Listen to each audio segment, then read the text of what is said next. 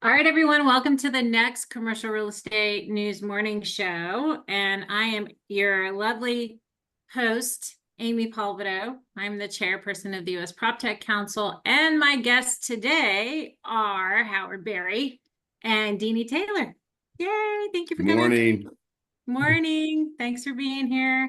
And we might have a couple people pop in a little bit later, but we're going to have a fun show today. We're going to talk about all things, commercial real estate, what we got going on. And Howard is in California, and Deeni, where in the world are you today? Deeni I'm traveled in like, Naples, Florida. oh my goodness. All right. But you're from Milwaukee, right? Right. Well, that's where the office is. That's That's one of the offices. That's where the office is. Deeni's always in a new location. I think Deeni, your home is airport. I think that's what you That's call unfortunately. it. Yeah. Are you golfing? You were golfing last week. Later this week. Oh, okay. Weren't you golfing last week? Yeah, that's what you were golfing last week. Yeah, right. Very cool. Enough about golf. I mean, actually, we should talk golf because every real estate person I know golfs. We probably should just have a golf segment on the show. I think when their major tournament going on, I'm like so out of it. Isn't there like a major tournament? Didn't like It's over. It's over. Yeah, The FedEx it's is over. over. Okay. Who won? Who won? Scotty Scheffler. Oh, Scheffler won. Oh, very cool.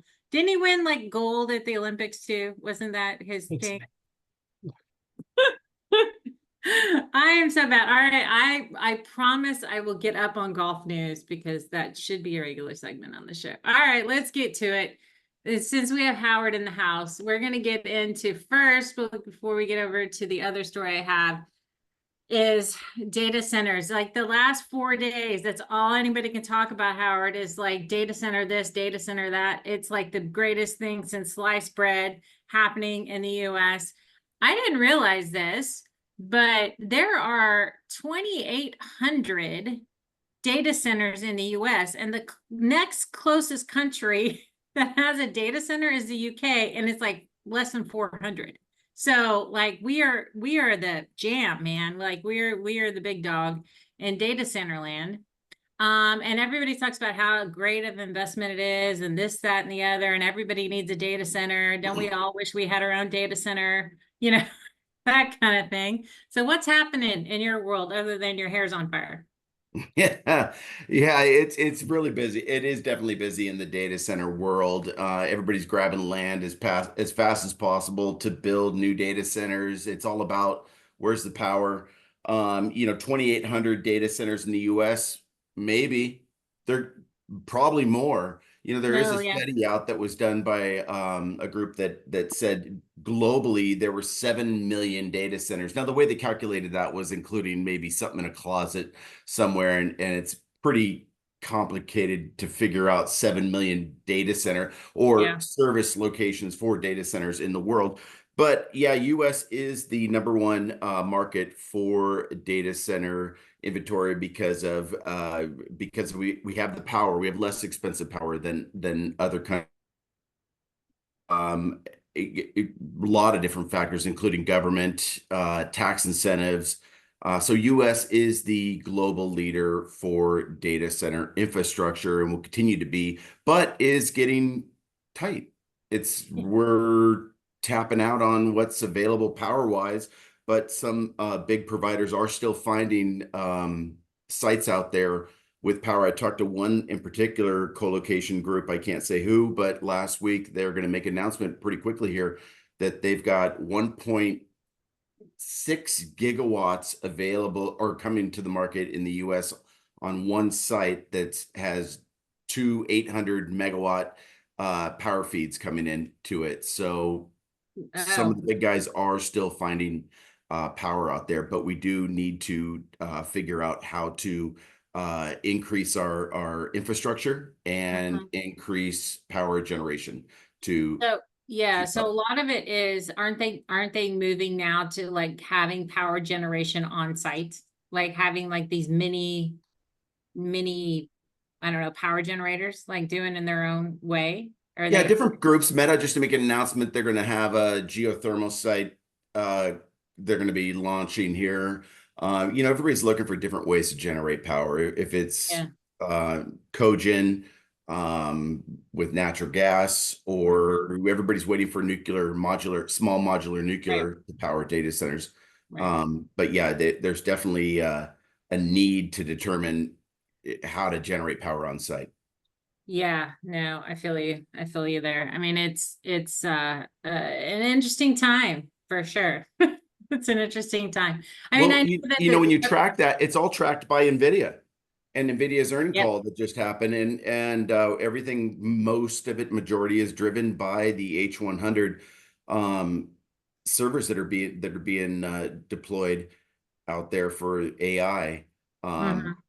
NVIDIA just had an earnings call where they came up ahead of projections, even without launching their Blackwell chip that they expected or have out. So they're really doing really strong now. So are you thinking that, yeah, no, for sure. And AI obviously sucks out more energy than the normal internet search does. And anytime that you do an AI search, it's drawing more energy. Everything's an AI search now. Yeah, pretty much. I mean, I think Yeah, most people have adapted it. I think it's going to kill Google. And I mean, and like, Google well, uses AI. Yeah. Google's got Gemini, right? And Mhm. so then there's Llama, and then there's what a Copilot, and then there's Claude, and then there's a bunch of people using it, and more people are using it to do their daily lives, which is a good thing. It's not a bad thing, I don't think. I think but it does draw attention to our aging infrastructure, right? As far as electricity, and the government just got wind of it this year, because they just passed a bill to upgrade the infrastructure. Way to go, U.S. government, way to get here. Yeah. Is that happening? Yeah. Yeah, so I'm just like, okay, well, by the time somebody passes something in the US government, then it probably takes 5 to 10 years before it gets rolling. And, I don't know, but they, You know, well, it's so funny because we're so new to the AI mhm. technology. It's 21, 22 that it really started kicking in. And now I'm getting emails from people saying, "Hey, I ran this through ChatGPT. Here's what I got as an answer." And you're like, "Well, all right." Yeah, yeah, Okay. yeah, I What do we know. do with that? That's thoughtful information for sure. Yeah, I mean, and it's scraping what's publicly available, right? I mean, I think what'll be really interesting is when people who have proprietary data sets combine that with an AI engine, and then that can provide really cool insights, right? If they'll make it, kind of public or not public, just kind of depends on but I think data is going to be the name of the game, right? And data centers obviously are going to play a huge role in that. And who's going to be able to get into, I mean, we face this every day. I mean, our digital twin platform is growing, and I have, I'm doing work with municipalities now, and I'm going to have a data center fairly soon, right? Because I'm going to have a crap ton of data. I mean, we're going to be able to, we're going to have, visual data and 3D models of data. That just sucks up a lot of space on server. That's not going to be my number one cost is servers. Right. We're And yeah. creating, yeah, that's a great point. We're creating more data as we're Mhm. we're building AI, but then we have to store all that. All Yeah. that was created as Yeah. we're creating data faster, Yeah. And more, and larger. then AI starts using all what they call exhaust data now. Like nobody deletes anything. Like let's be real. We are data hoarders. Like we are like if there was a show called Hoarders, it would be us because we store all of this data that we may or may not need, but no one will delete it. Like no one will. Like I did No. this the other day. I was like, I was deleting something. I was like, I seriously could not press the delete button. I was like, I don't know. I think I have this somewhere else. I think, but seriously, we are data hoarders. I mean, Oh, it's insane. How many absolutely. photos do you have on your phone that you haven't seen in like, I don't know, 100 years, right? Like we just have so much data No, everywhere I and no. use it. I use photos to screenshot everything to remember everything. Oh, I know. I do It's too. full. It's crazy town. Like, Yeah. my kids make fun of me because I'll like send a picture of like my food or whatever in text message, and my mom's and my kids are like, "Why aren't you using Snapchat?" I go, "Because I don't understand Snapchat. I don't know, it breaks my brain. Like, I just not my thing, right?" Anyway, but Yeah. no, but we do. We have a ton of photos. We have a ton of videos, stuff that we haven't seen or used or whatever, but it's sitting there. It's sitting there somewhere, for some Including every AI. search tool. or response you've gotten from AI that's Oh giving yeah, you an outcome yep. that's saved as well. But yeah, it's going to continue to grow, and I'm hearing people talking about data centers in outer space, data centers in the middle of the ocean, data centers under the ocean, data centers everywhere. It's just Under the there's so ocean. many new businesses popping up daily that How does that make it under the ocean? Like that, electric components and water just never make any sense to me. Like, submarines go under the ocean. So they're really? just too, Well, that's like, true. send them underwater, leave them there, and there's natural cooling. Oh, that's true. There's natural cooling. So we're gonna have a submarine data center like floating around just constantly or just sitting there. Yeah, Interesting. Microsoft did a big study a few years ago on a Wow. data center, so Wow. it's been tried and used. Yeah. Huh. Interesting. Yeah. That's a new one. See, then what are you gonna lease a submarine? Are you gonna do submarine leasing now? Who knows? Who knows? Who It's knows? gonna Every go day is a new everywhere. thing. I need a license to sell submarines. Yes, you do. No one ever thought that would happen. Ah, very cool. Well, we have Hector in the house. Hey, sir, he's like leaning over. How are you? Oh, and Howard, go ahead and introduce yourself and tell people how cool you are. Sorry. Oh, hi. I'm gonna pretend to be a host. Hi, I'm Hector Kolonas. I am not very cool, but very geeky. Mm. I am normally found in the intersection between co-working and flex and technology. That is the area in which I play and geek out tremendously around both data and automation, AI, technology, all that stuff. Mhm. What I'm probably most known for these days is my tiny Knowledge letter is that power. goes Power to solve today's most Sorry. to me. problem. Probably most known. Stop. Technical difficulties. Keep going, Hector. Alrighty, what I'm probably known for is my little newsletter called This Week in Co-working, which goes out to 2,000 plus industry leaders who are interested in or building in co-working. And I run a tech company called CRE, which sits as middleware, connecting all the other systems in our buildings so that they can talk to each other without every team building a million integrations. That is where I live. That's what I do. I'm happy to be here and answer all questions around co-working, flex, and how it shifts into both office, industrial, residential, multifamily, and all of the above. Very cool. So, any news on the WeWork front? Has you already like just killed it, or have you heard? Oh, absolutely not. They've taken over the board essentially. There are five board members from Yardi who are now sitting on the board. The tech stack is going through a big shift. Obviously, a tech company has bought a non-tech company. That is expected. We are seeing a lot of more kind of public-facing things happening over at the GWA conference in Phoenix in September in a couple of weeks, in 1 week. We're actually going to have Anant Yardi on stage talking about why the aspirations of I'll have our team from This Week in Co-working kind of transcribing that and putting it out through the newsletter as well. And so, yeah, we're definitely not seeing the end of WeWork. I think we're going to see a reimagining of WeWork, which is kind of what I was talking about before they went through the whole bankruptcy process. Yeah. Think of it a lot like the thought experiment about Theseus' ship. If you keep taking off pieces of a boat and replacing it one at a time, eventually all the pieces are replaced. Is it still the same ship? Yes, it's still called Theseus' ship. It's still called WeWork, but it's not the same WeWork that was WeWork, Right. Newman and before. I still think there's some plays to be made there. I still think we're going to see some leaning towards asset light, partnering with other brands, putting their members in other people's spaces. I do think we're going to see a lightening of their rent arbitrage model and leaning more towards a brand, maybe becoming a franchise, maybe a potential acquisition. I still have a call out that IWG will acquire WeWork as a brand, but let's see where it lands. I don't think this is the end of WeWork. Yeah, I mean, so there was an article in the Wall Street Journal about Industrious chief talking about how he was the anti-Adam Newman. Like, and basically that his slower but steadier approach basically should become the new industry standard.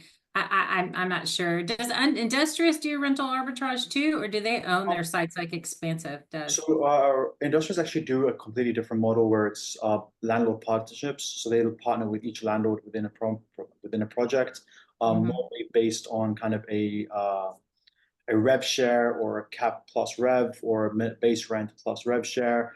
That's normally their MO. We're seeing a lot of moves from them to kind of go into residential projects.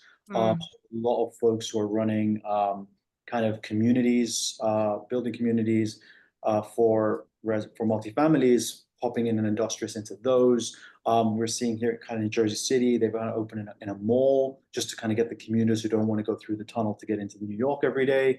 You're seeing a lot of these strategies play out, but they're far less rent arbitrage and more either partnerships or kind of long-term deals with landlords. Makes sense. So they don't own the building, but they don't have to pay rent either. So they just work with the own. That's a I good think they pay idea. rent on some of them. I wouldn't go on the record saying they don't pay any rent, but I just think Yeah. they structure their business slightly differently. It also comes down to the biggest problem with co-working is you've got to put in a lot of CapEx to get the space up and running, and then you start charging rent. So if you can arrange deals where you don't have the CapEx expenditure, which is what we're seeing now. I think a recent study showed that 200 to 500 existing co-working spaces are now sitting empty because the original operator has done the CapEx, has taken a step away, let go of the lease, given the keys back, whatever you want to call it, but they're sitting and there's no CapEx required to take over those spaces. So we're seeing operators switch hands now, take over fully functioning spaces, some with existing members, some with existing revenue, and we're seeing that happen a lot across the US, across Asia, and across most of Europe. So we're seeing a lot of that play in where we're going to see slightly different business models. If you don't have to take in CapEx as a line item, how profitable or how quickly does a co-working space become profitable? Oh, for sure. Right. Because now you're not delayed. That's kind of that's interesting. Yeah. Always good to be the second mover sometimes. I mean, Industrious was around before WeWork, to be honest. So there is a famous scene in the show where they have to try to have 5 families of New York, all the co-working people come together, and uh, uh, the Industrious folks were the guys who tried to start that. So they were definitely around before the Adam Newman warship came in. But yeah, there's a lot still happening in the industry. It's going to be a fun last quarter. Hector, I have a question for you. Sure. You know, there's new books coming out. I just saw one that was coming out about how disruptive technologies are going to revolutionize the way we work. And I wondered what your thoughts were on that, just as we were talking about AI and AI taking over the workforce or the workforce changing positions. And wonder what your perspective is on that. So I can definitely do a TED talk on that at any point. Just let me know. I can do it right now. But the main things you need to know is there's three main things, three trends happening at the same time. Consumerization of the workspace. People can choose where they want to work, right? That's the first piece. The second piece, obviously, AI, the fact that we're changing the way we interface with technology is constantly shifting. And the third one is landlords are realizing that they cannot rent out entire floor plans to companies for the foreseeable future. So those three things come together where you get this future-looking, consumerized workforce, knowing that, okay, on Tuesdays, I need to be near my kid's school. On Wednesdays, I have the team meetings. I don't know where they're going to be yet, but I know that they have team meetings. On Fridays, I'm out with clients. And then I've got 2 roaming days where I can go into the office or do the traditional work stuff. But I don't only know that. My calendar knows that. My email knows that. My phone knows that. So we're going to get to a point where you're not going to be picky. Like right now, you have to pick where you want to work, right? And that's like the big drawback to this whole remote, this extra cognitive thought process of I have to pick where I'm going to work today. I have to schedule it out. I have to make the booking. I have to log into some app. I have to go to the office. What we're doing with operators at CRE is we're synchronizing the whole stack, knowing that at some point you're going to just go to your calendar and press a button or go into your work employee app or whatever it is and say, schedule my week, or it's just going to do it. And it's going to block the desk you need, the podcast studio you need, all the things you need to get work done it's going to book it for you and put it in your calendar. And then you're going to just follow your phone, just like we do now. You call an Uber. You don't know who's driving the car. You don't know what car it is. You just press a button. Someone comes and gets you. You get into the car. And so it's going to become a really interconnected ecosystem of work spots that are either paid for by you and reimbursed by employer or paid for directly by employer. We're seeing so many platforms out there that are nailing that the kind of accounting backbone of what it takes to put 3,000 or 100,000 employees into random people's offices. And that's one piece of the puzzle. The other is the AI piece. The other is once they get to the building to get the Wi-Fi, door access, all the things that need to kind of switch on when they approach the building. And that's where we're going to get to. If you ask me, that's what I'm bullish on. That's what I think we're all moving towards when it comes to actual like knowledge workers. Obviously, there's an entire market of people who are not knowledge workers, who can't sit at a desk, who need to go to a specific factory or retail or things like that. I'm not referring to them as much as their work is important. I'm only talking about the desk workers. No, I feel you. There will be I think a splitting of the workforce, right? Of people who can be remote and people who can't. Almost. I mean, like how you classify people, right? Or You say that, but look at like Starbucks CEO, right? Yeah. You would think that a CEO cannot be remote, but apparently you can. So I think we're going to get to a point. If you're a knowledge worker and you can work from a device, you will be able to have it may not even be called remote, it'll just be called work, just because you won't have a specific office. This is the way you will work. And you may just always go to the same office, and that's fine. I don't think there should be a separation between the fact that, okay, you're going to one space every day, but one day there may be a power shortage of that day, or there may be traffic, or there'll be random flooding. And now suddenly you're in another place. It's not remote work, right? It's what we do today. It's just that it's enabled by a different set of technology, a different set of leasing. Like, I think that's the main thing that everyone's not realizing is it's not about the experience for the employee. They might want to go to the same office every day, but you have to enable the technology to give that option and not make it a burdensome process for the employee. Sure. Yeah. No, I feel you. I feel you there. Deeni, do you have an office? Are you ever in your office? I do have an office. I'm seldom in it. Yeah.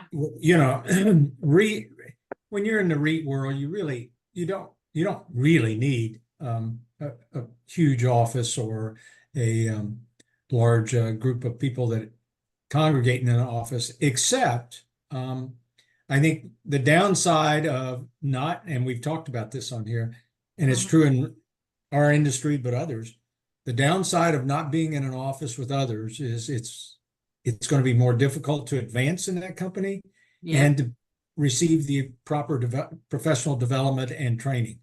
But I would say to what Hector was talking about, we're really not seeing the change in the medical office side for physicians and caregivers where they need to be present, touch, treat, things like that, patients. But what we are seeing is a much smaller space because consider what we'd call the back office, those non-caregivers that provide all the billing and the they don't need to be there. Things like that don't need to be there. And AI is taking over much of that. And as AI becomes better at taking patient information and not having to repeat it and change the way people register when they come to receive care and all of that will change the nature of the space. Physicians are still going to need a place to practice. They can't run around to WeWork's locations and do what they do. Thankfully, that's maybe good for one us. day. You never know. Maybe one day. I'll flip in there. There's definitely shared physician spaces, shared therapy spaces. We're seeing a lot of kind of sure. A lot of folks. So it wouldn't be like we work for doctors, but we're definitely seeing kind of this shift of physicians not renting an entire office or entire medical suite if they don't need it. If they're only in and that allows them to serve a bigger service area. Monday they're in Trenton, Tuesday they're in somewhere else. And we already see hospitals lease space and allow physicians to be in it on certain days by specialty, things like that. But no, AI is definitely changing how physicians and caregivers work in the space they're in. And it's actually reducing space. I just want to be able to go to a doctor's office and then not sit at a PC typing all their notes. I just want them to talk to me, and somehow some magic AI person is listening and it records the notes for them. That's Right. what I want. And Because- that day may come, Yeah. as they say things appropriately, and voice recognition puts it into your file, your electronic file. Exactly. And I know they need to keep track of it, and I'm all for it. But when they're sitting there and they're not talking to me, I'm like, hello, over here. My Like- time. Seriously. Maybe one of these days. All right, well, let's talk about this that applies. So I love this part where it's like contradictory stories. So it was an article out in Globe Street like a week or so ago talking about how VC's funding in the first half of this year jumped 30% for life sciences. Like, I don't know what they know that we don't know, but whatever. And then there's another story out this week saying how life sciences was the hottest thing ever. And now there's nobody taking those. And so they're converting them to offices. So what's happening in life sciences, Deeni? What do the VC people know that we don't know? Or maybe they're just late to the game and they totally missed the. I think it's real. The growth in the VC capital side that is occurring. Yeah. The challenge is you've got so much vacant occupancy that has been delivered in the last few years for life science that even with this growth, you can't fill all the buildings. Yeah. So the landlords of those buildings have to figure out something besides just giving it back to whoever the lender was. So you do see some conversion. As far as converting them to office, that just seems like going down the wrong direction. But there's just such an oversupply in some of the key markets that it's going to take time for us not to be developing new buildings, fill up what's been delivered, and take advantage of the funding that's coming in, because I think there is a belief that there's a real opportunity to develop new therapies, all kinds of the bioscience side. And the funding is supporting that. But if it doesn't happen within a real short period of time, there is no funding to keep paying rent and other things. So it's why it seems like it's kind of schizophrenic what's going on. Is I it can add to that. I can add to that. And Go I'll right tell you ahead. why a little bit of that funding's going on is and it goes back to AI. AI is using itself to challenge theories on whatever studies they're working on. Right. So AI is teaching itself by using other AI to figure out answers that we've never thought of in research. So that's where we're making new steps into technologies that are providing different healthcare, new healthcare, and that's where that big uptick came from. Yeah, we can go much quicker to a yes or no answer on potential treatments and therapies and all of those things at the molecular level with what's going on with AI. It's so much quicker. It's insane how it just challenges itself. It talks to itself and gives it like, well, what about this? And then it goes, okay, that's a good answer. And it's going back and forth. This is how it actually communicates, which is crazy. That is crazy. So it's theorizing and doing a lot of running multiple simulations at the same time. Right. It's challenging the answer the other AI gave it and saying, what about this? Yeah, my AI needs an AI manager, so I don't have to manage it. Yes. Yeah, out loud. Interesting. That's super cool. I mean, I'm good. So we get into the AI discussion and how everybody is trying to regulate it. We can go there or not, but I did also want to on the life sciences piece and want to understand from a real estate perspective, is the vacancy because it's a footprint problem, like in industrial where sometimes the footprints are too large for what the need is? Is it a footprint issue, or is it just we just built too much? It's oversupply. It's oversupply. People, Okay. Real estate investors of all kinds Chase saw the the real advantage 5-6 years ago of developing life science, and it's overdeveloped. And we've got to fill that space. Yeah. the spaces that are filled, as long as the funding continues, are fine. Those companies are paying their rent and being successful. Yeah. Unfortunately, there's probably 3 vacant buildings right next to the building they're in. Probably. Interesting. That's crazy. Well, so that's that whole industry. So, and the medical office space, that one's still kind of holding strong. I haven't seen It any. is. Yeah. It is. Yeah. We really didn't go through an overdevelopment of supply, as life science did. Yeah. And it's still holding true. Yeah. Can you comment on all this lawsuits that are happening where people are suing each other, and can you comment? It's what happens when you lend money to pay for the tenant to pay rent. It just doesn't work very well. It doesn't work very well. So Stuart is, Not when you're the landlord. yeah, that's true. That is true, right? I mean, so the landlord lent the tenant to pay the rent. I'm just making a general statement. I am not speaking of anyone specific. Okay, well, that's never good. I guess, I don't know, maybe they're I would never give one of my tenants money to pay me rent. Oh my goodness gracious. Okay, well, that's never, yeah, we'll skip that one. They'll skip that topic. But as far as the hospital closures, I mean, are we did that all kind of settle out, or do you think there'll be more? There'll be 1 or 2 that end up out of the Stewart thing that probably can't be saved. But, you can already see 2 or 3 of the states stepping in to help fund the operations to get through the bankruptcy. There are agreements being made now to sell those hospitals to other providers. The real question is, who gets the money? Where does it go? There's so much debt behind Stewart. Who really gets that money? But I think it appears from what I read, they are working through the issues. I just think it sets a bad precedent. It does, for right? Private equity and landlords going forward owning hospitals, as the government steps in to make changes.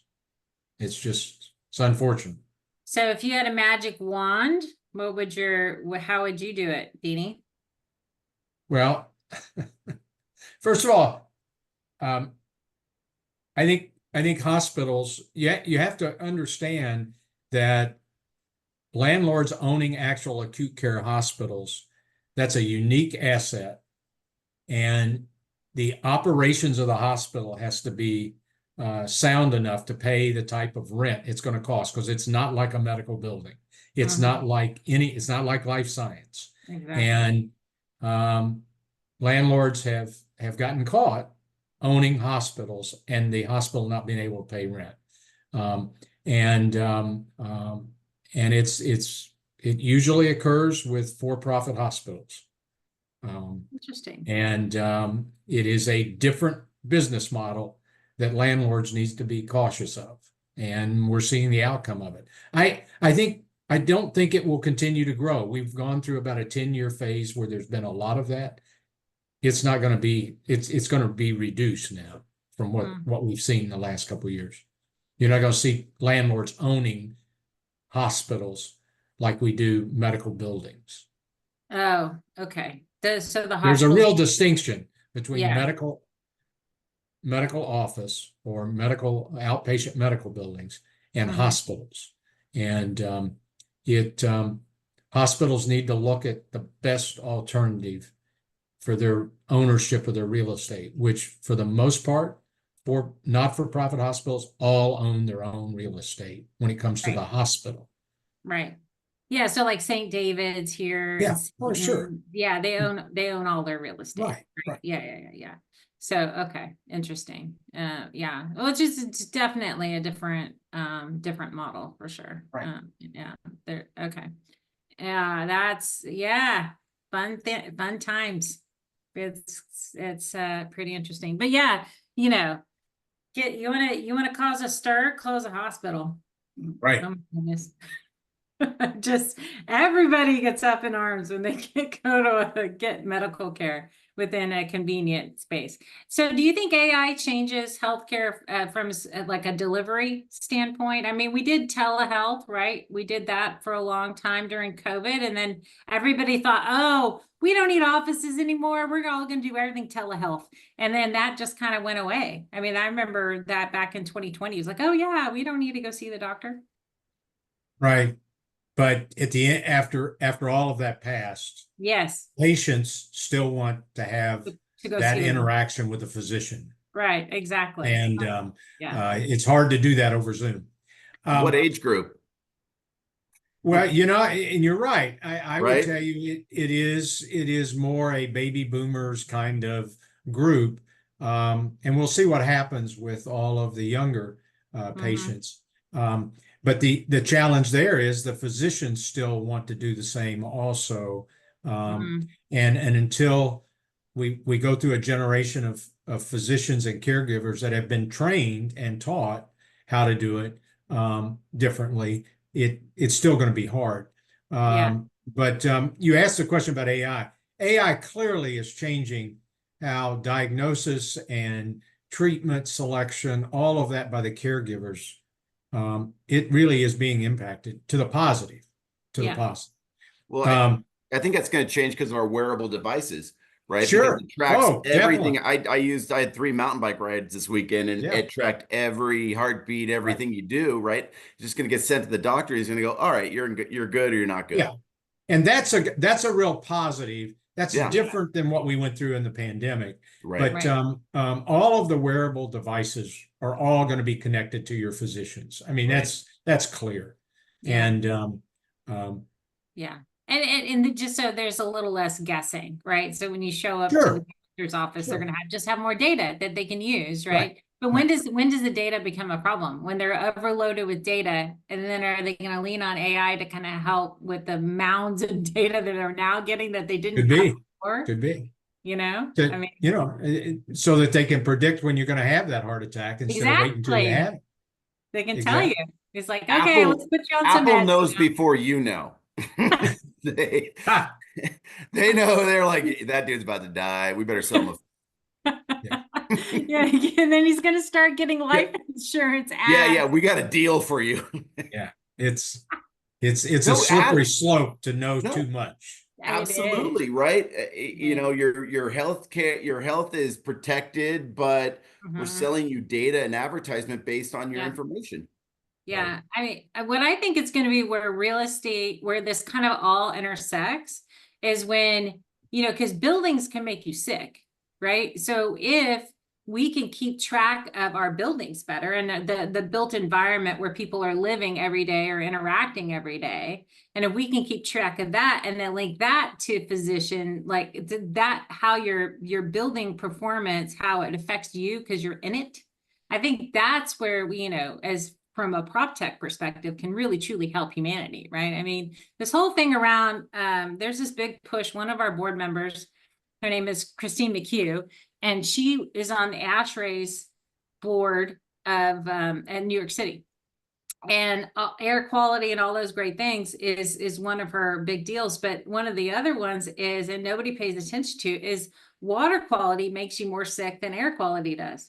And a lot of people on the water quality inside the buildings, nobody's really kind of keeping track of that. And there's Legionella that causes Legionnaire's disease, and there's different things like that. That comes from buildings. It's the only way you can get this is it's because the bacteria sticks on the pipes, and then somehow there's a mister that sprays it, and then you have this Legionnaire's disease outbreak. And it's usually at hotels and different places. Sometimes it's at hospitals where you have this water that quality issues, which is kind of interesting. So, I'm hoping that, with technology and we can link not only our built environment, our living environment to our healthcare at some point, right? That's a brilliant idea, Amy, because if everybody's wearing a wearable device, you're like, look, these 2 people got sick, and you're already going, all right, that building's got a problem because these people are in the same building and something's going on here. That's notifying the landlord. Well, I don't know how you get there, but anyway, that's pretty amazing technology that now you're going, there's a problem here, and this you're killing everybody in this building, but landlords don't want that. No, they don't. Landlords don't want to know that information. You're on No, your own. they You rented don't, the they building. don't wanna, Yeah. I mean, like, if you have like, but I don't, I think at some point, it's, we had during COVID, all these like air filtration systems that could detect certain things in the air, right? It was like Right. crazy town what they could do. And all the universities went and put them on all of like the air scrubbers and all these different, they could detect all sorts of airborne illnesses, right? And so that they put them on all their buildings. Well, imagine if every building did that. Now you can know like what's floating around. Is there flu? Is there COVID? Is there what's floating around in the air? Yeah, that would be kind of interesting to know, huh? I mean, and then you and as we talk and look at like smart cities, right? Understanding what's impacting your citizens so you don't have this rush of like whatever next disease there is, but it has to detect what's known, right? If there's some unknown thing, it's not going to know it's in there, but it might be interesting to see what the buildings can do, right? And help humans like live better. I mean, that's all goal. There it goes. Is who's responsible, and nobody wants to be responsible for knowing Yeah, that I know, information. I know. You know, at So, the end of the day, because it leaves you vulnerable. yeah, for sure. Someone's going to get sued at some point. Someone's going to get sued. So it's better off not knowing. Let's just stick our head in the head You're on in your the- own. like ostriches. You're on your own. For sure. It's up to you. It's up to you for sure. Well, I did want to talk about another conflicting story, which I find is super interesting. Talk about trends. So the largest demographic of renters now are Gen Z and late millennials, like early couples and singles. And this is kind of interesting to see how the demographics are changing, which might have impact on, co-working and other things. But and they are obviously the largest demographic renters, but they don't have a whole lot of cash. And so now they're trying to live in and migrating to cities where they can live and live affordably versus New York City, obviously, where nobody can afford to live. I don't know how you do it, Hector. I'm just telling you. I mean, it's like, I don't know how you do it, but it's okay. But we still like you. I'm sure it's all this stuff that all the fun things you're having. But so this is another conflicting story because the largest amount of building permits for apartments was New York City.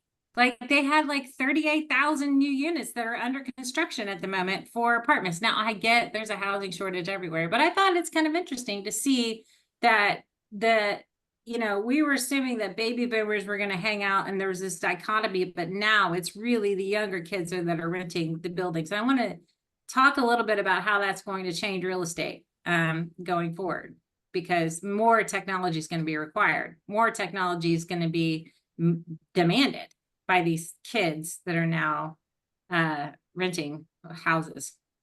Throw that one out there. No, Who can afford you're a not gonna house? say anything. Who can afford a house? It's a down payment. They got to work and they're renting. You like see where the younger generation. My kids are in their mid-20s and they rent together in Nashville, but it's save money, but it's expensive. It's hard Yeah. for them to get going. Yeah, I think this whole thing about mobility too, we talk about the renter generation, that's the next generation. I think I don't know. I have a 23-year-old and a 28-year-old. One's a Gen Z and one's a late millennial, right? And they both are renting. One's in college, so of course she's renting. But my oldest one is out. He's a veteran and he's renting as well. But he is like, I don't want to buy a house, because he wants to be able to go wherever he wants to go. Like if he wants to move to Colorado next week, he wants to go to Colorado next week, right? If he wants to go here, he just doesn't want to plant any roots. And I think that's been known for a little while is people are kind of they want to be able to be mobile. So it's crazy, which is an interesting phenomena because most people, even in the build to rent environment, most people who rent those homes stay put for 7 years, right? So I wonder if this is telling in the build to rent environment, because you might not even get either people who do rent a house are only going to stay for a year and then they're out of there. You said what Hector said. It's exactly everybody mobile. Everybody's doing business, and that's that generation, right? Because they're going to be coming up and they're going to be going like, we don't want to sit in an office with people. We want to visit occasionally, but we want to be mobile and be everywhere doing Mhm. business. So there you go. Yeah, no, I feel you. So I think this midterm rental market, I think, is going to become pretty huge, where you have people stay for 6 months somewhere and then Yeah. they're out of there, right? They're here for 6 months and they're there for Well, 6 months or I'll, that. I'll tell you, I'm in Silicon Valley. I'm in the Bay Area, Silicon Valley, known for technology, and we've got you drive through our market now, and it's a ghost town in a lot of areas. A lot of buildings are vacant, except for Nvidia is. It's full, you know. Yeah, But yeah, yeah. you go to other areas or traditionally full R&D markets, and they are empty. There's a lot of empty buildings. A lot of the office buildings are minimal, Mhm. maybe half. They're maybe three-quarters of the way occupied, but half of the people come to work. So you see this at Apple, you see this at all the companies because they're only mandated to come in a couple days a week. But it's really it's weird to drive around this area and just see the amount of vacancies going on and how everybody's just remote now, except for if you have a job and you need to get to a lab and you got to work in that building for Right. that reason. Right. I mean, obviously, this has a lot to do with the real estate recession that we're in. Nobody wants to call it a recession. We're in one. Oh, please, like, shut your face. We're in a real estate recession. I mean, overall, globally, obviously, some sectors, data centers are doing better than others, you know, and in different geographic markets. But we're interest rate sensitive. Like, it is what it is, right? Our company, Awas Young, put out an article about San Francisco market, downtown San Francisco, and they said it's not going to recover for 10 years. And it was just taking the metrics of what the trend is and where the real estate's going. And that's talking about filling back office again to where it was pre-pandemic. And we got a lot of controversy over that. But when you look at the numbers, you're like, yeah, it's going to take a long time to get back to that where it was. Oh, for sure. I mean, you know, well, and San Francisco has a lot of things hindering it, right? I mean, obviously, it's price points for what I People mean, leaving but the state, in the just state, yeah, I mean, it is what gone. it is. Gavin Newsom effect, you know, different things that you know, yeah. Plus, the Yeah, city. now they're passing a bill where zero down, zero interest loans for illegal immigrants in California. Hey, So well, that'll cause a come to California. surge. We got homes. Come to California, exactly. New York gets big screen TVs Yeah, there you go. There you and go. furniture. Yeah. Well, I guess I would be remiss if we didn't talk about, you know, the next round of elections. And I'm not going to talk politics, but I'm going to talk like impacts. So obviously, I think whoever gets elected, I think right now, and honestly, I really don't. I mean, I'm not going to talk about who gets elected and how that impacts. I'm talking about people are like, are they holding their breath till the election happens? Like, are we just kind of sitting tight and waiting to see what happens as though there's not going to be a whole lot of transactions happening? Or it's like it does, nobody cares and nobody matter. It doesn't matter. And we're just going to keep going and move forward with what we're doing. That's kind of the topic I want to talk about. And did I get Nobody wants to touch politics. Here we go. No, we're not talking. I'm talking about, are we in this holding period till the election? Yeah. Are we in a holding period till the election? Or does real estate just not care? And they're just gonna do and just bob and weave with whoever gets elected? Not in my sector. Not at all. No. Data center doesn't do anything. I Okay. can't speak to other markets. Same with Flex. We're not seeing any hold. If anything, we're seeing exhilaration. We're seeing mergers and acquisitions. We're seeing a lot of things proceeding. Okay. I think there was more of a pause while everyone was in the Hamptons and kind of out in the French Riviera. But Uh-huh. now everyone's kind of getting back to making deals and launching new brands, new spaces, new acquisitions. So I don't think I don't see a slowdown here from our side. Yeah. But I mean, on the flip side, businesses, if they're pulling back, that may impact how much they're leasing. But the beautiful thing about Flex is on flexible terms. As they pull out, other folks are looking to expand spaces. So we're kind of seeing a like for like. recent data sets from across the world is we're seeing a dip in flex pricing, and that just may be because of oversupply. So I don't think it has anything to do with the actual elections, but we are seeing a dip in demand, which could be just basically that there's so much abundance of space now that people are just picking and choosing and getting better deals. Yeah. And on the outpatient medical, there's no impact. I would tell you it's more about what happens to interest rates. Whatever the Fed continues to do, that'll have more impact than who gets elected. Yeah. And so, yeah, no, okay. Well, that's good to know. I think it's going to be an interesting time. You know, we are starting to see more transactions happening, which is good. There's a pickup. There was an article talking about last quarter. There was 27% more commercial real estate mortgage originations than there had been in a while. So obviously transactions are starting to happen. I don't know if those mortgage originations were refinances or what they were. It didn't really kind of state, but it's a good sign. It's a good sign that things are starting to pick up, which is helpful. It didn't lay out it laid out some of them, but I didn't get who the big heavy hitters were in that but it's good to see. It's good to see that transactions start to happen again. It's the engine of the economy. You know, real estate and construction is like 21% of the US GDP. So we gotta come back into the world here a little bit and start moving. I'm sure Howard doesn't feel it because he's in data center land, so he's just busy all the time. For sure. Well, this has been fun. This is up to our hour, so I will let y'all do your parting thoughts. Go ahead, Deeni. Oh, parting thoughts. The